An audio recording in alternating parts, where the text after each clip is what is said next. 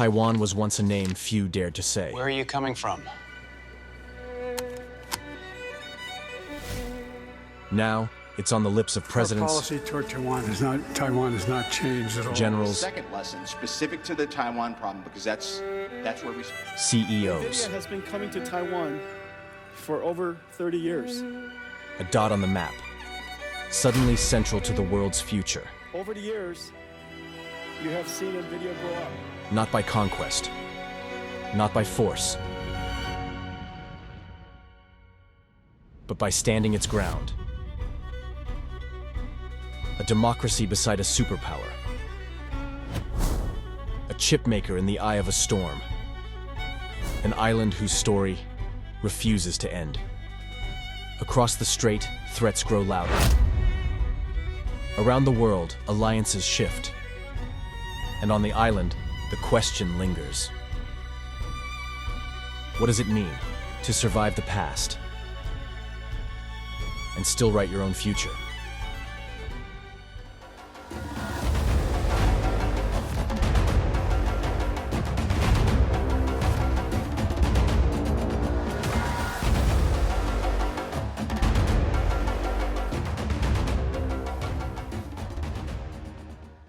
Taiwan's position isn't just geographic.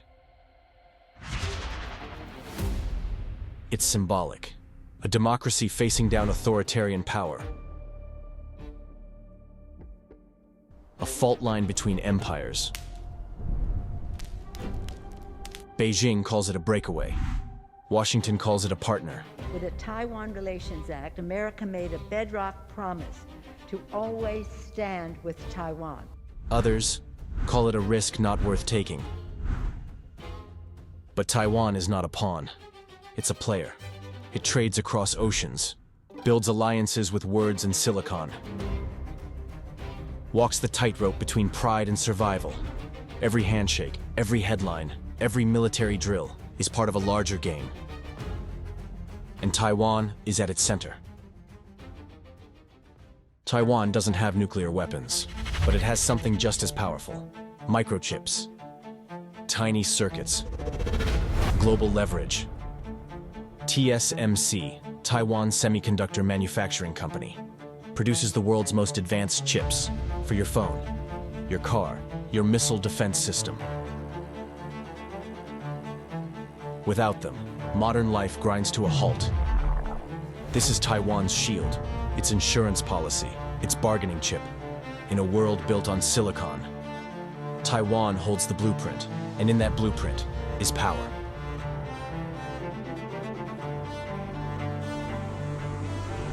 But blueprints don't stop bullets, and chips can't intercept missiles. Across the strait, Beijing watches, waits, warns. The Chinese Communist Party calls Taiwan a breakaway province, a family matter, a sacred mission of reunification. They've never ruled the island, but they claim it as theirs. And they've promised, if Taiwan ever declares independence outright, they'll take it by force. We do not promise to renounce the use of force and reserve the right to use all necessary measures. China has built its military around this scenario. Ballistic missiles, cyber units, invasion rehearsals off Taiwan's coast. It's not a Cold War, it's not peace, it's something quieter and more dangerous. A fuse, always lit, never burned. Most countries don't recognize Taiwan, but they do support it, quietly, carefully.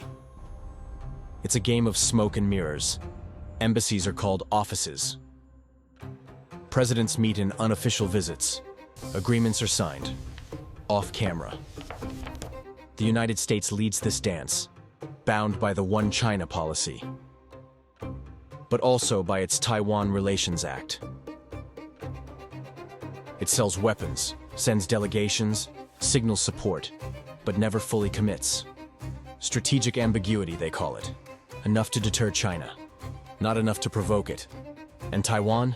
It walks this tightrope every day, seen but not recognized, helped but not protected. A nation that exists without being named. Taiwan has no illusions. It knows the threat it lives under. China has missiles pointed at the island, fighters circling the airspace, warships prowling just beyond the horizon. And yet, life goes on. Students take exams. Night markets bustle. The island hums with defiance, because Taiwan is not a victim. It prepares, it innovates, it adapts. Mandatory military service returns. Civil defense programs expand. Hackers, drone teams, cyber warriors train in silence. This isn't just about deterrence, it's about dignity. A message to the world. And to Beijing. We may be small, but we will not go quietly. Today's Taiwan isn't shaped only by its past.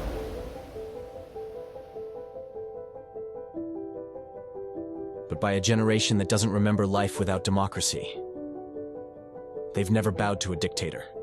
Never pledged allegiance to a mainland they've never seen. They code, they create, they protest, not as exiles, but as citizens. They speak Mandarin, but also Taiwanese, Hakka, and indigenous languages. They wear bubble tea on t-shirts and design satellites in high schools. They've studied abroad, built startups, run for office. And when asked who they are, they answer with something new. 是台湾人。我是台湾人。我是台湾人。我是台湾人。我是台湾人。 Not out of defiance, but out of clarity. For them, the question isn't whether Taiwan will return to China. The question is whether the world will recognize what Taiwan already is. Taiwan stands at the edge of history, free, thriving, uncertain. Its democracy is young, its rivals powerful, its allies cautious. Beijing calls it a province, Washington calls it a partner, the world calls it complicated. But for the people who live here, who vote, who dream, who raise children beneath this sky, Taiwan is home. Not a bargaining chip, not unfinished business, not someone else's lost territory. It is a place, a people, a story still being written. And in that story, the final chapter hasn't been told, because Taiwan's future, like its past, is still its own to choose.